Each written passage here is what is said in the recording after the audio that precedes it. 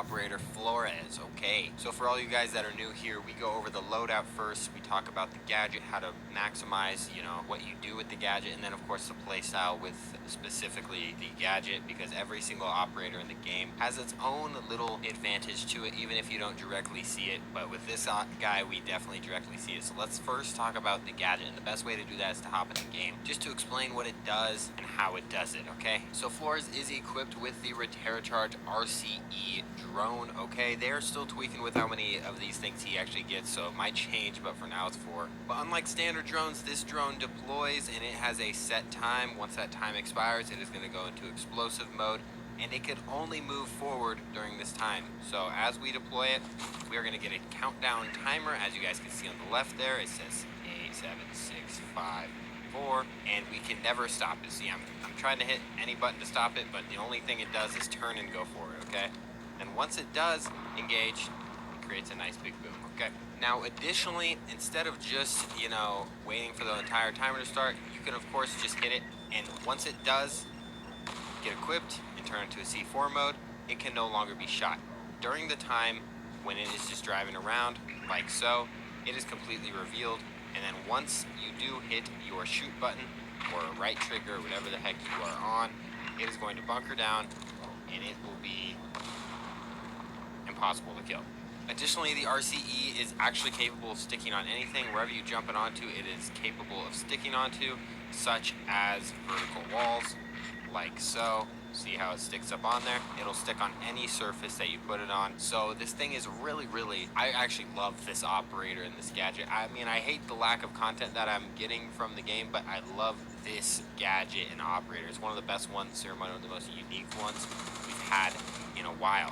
So with that being said, let's go into the loadout. Then I'll hop back into ways that I recommend you guys playing the operator, as in strategic things you can do other than just the basics. So with Flores, you guys have the choice between the AR-33, which is the superior weapon in my opinion, and the SR-25, which is a marksman DMR rifle with 61 damage. But the AR-33 has a whopping 41 damage, 749 fire rate, so it's actually a very, very good weapon with a 2x scope actually. So I like the 2x scope, that's my favorite scope. As for the barrels, I'm still testing around, but flash hider and then also a vertical grip on it. You could do the angled grip of course if you want to. Vertical grip is great for players that just don't want to have to focus about the recoil so much. Personally, sometimes I just am not into it. Sometimes I am. This is something I switch between a lot. But for safe keeps, if you are a newer player, I think this is a great combo for you. Or if you're just not really good at controlling recoil, this has been working great for me. Even though I barely get to play Flores,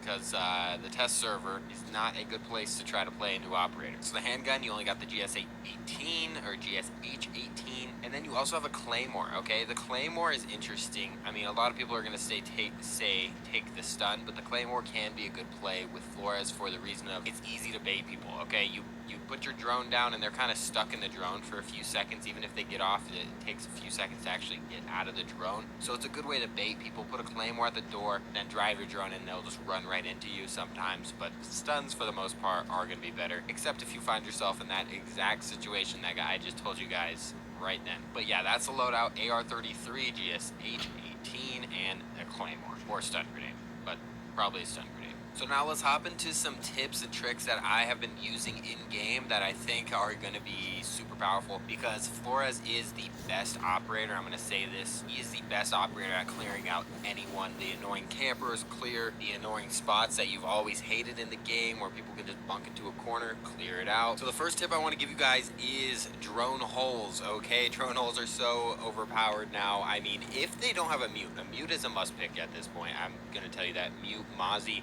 those are must picks because of just the sheer amount of things that are coming through the drone hole. So the Mozzies can at least capture the drones, and mute can of course disrupt everything. But bandit tricking gets a lot harder whenever there's anything near this drone hole, okay? So you have one of your teammates go in there with a normal drone. If someone's waiting there, they're gonna shoot that one. But then you come in with your deployed RCE drone, you just walk on over here, and boom, you deploy it, right? And it's gonna explode the wall, but usually this would be reinforced. While you're doing that, you're going to have your thermite right here instantly open up a wall of this size. Okay, so you'll be able to do that easily, and that should be an obvious one for pretty much everyone, okay? okay? The next thing I've been doing a lot is after I drone out a room, since I have normal drones as well, I'll use my normal drone, see if someone's in a cheeky corner. For example, if someone is behind a shield right here where they're holding a little glitch spot to the door, something where I just can't get in. For example, master bedroom, I can't get into construction. Oh well. Usually you're just like, well, I'm just gonna go challenge and see what happens, I guess. Or if someone's like in a corner here, can see the crossfire. The easiest thing to do in this situation now is to get your drone out and drive it to wherever they are. Now, if this person's in this corner, for example, you could have your teammate just waiting right here. Then once you deploy your drone, drive it over to him. Okay. Like so. Deploy it. This guy's gonna run across, right? And your teammate has the freest kill of their life. So that is the number one bait way to do it. The second way is, of course, destroying gadgets. So this would be an example where there's like a shield there and a Captain trap and all this BS that you have to go through. Just jump right over it. Boom. As you can see, this operator is actually golden, okay? This operator is so darn good. I love it. And there's just so many ways to play it. I mean, I showed you guys 3 different things right there, but my favorite thing to do with it is just screw people over, okay? As in, like, people in a corner here, you really are just destroying campers. If someone's sitting here just behind this box, you do that, they run across, they die by crossfire from your teammate, just like that. Another thing is destroying gadgets, as we are theoretically saying, since I can't actually play this operator ever in-game. But there's a deployable shield here with a capping trap with a frost mat under it. Okay, all that stuff, you destroy all in one bang. So this operator is actually the best operator we've had in a while for the 20-second meta and just the utility meta in general, because you could just destroy so much utility. Usually people like to set up here with a Jaeger and barbed wire. Well, you are down here and all you do is just destroy it, okay?